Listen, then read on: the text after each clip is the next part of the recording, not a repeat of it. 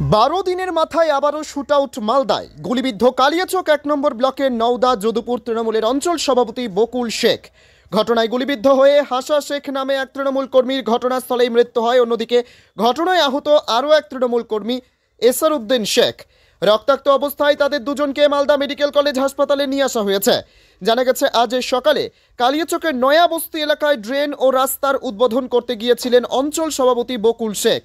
অভিযোগ, ঠিক সেই সময় তৃণমূলেরই আরও এক গোষ্ঠী আগ্নেয়াস্ত্র নিয়ে তাদের ওপর হামলা করে। ওটা সালেপুর মমিনপাড়া। ওখানে একটা মেম্বারকে বললো যে আপনি টিএমসি করতে করতে অন্য দলে ভিড়ে গেল, তো কাম কাজগুলো করবে না, তো মানুষ তো বকাবকি করবে, কাম কাজগুলো করো, ওকে এটা বললো।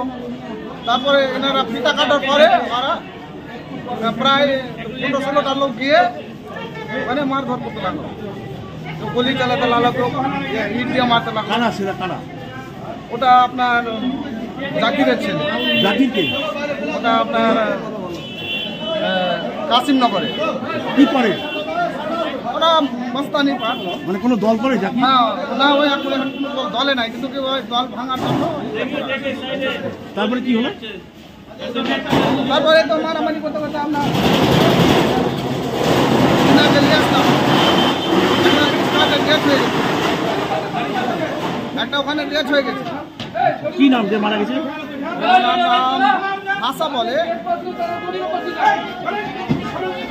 দুজন আহত, তাদের নাম কি?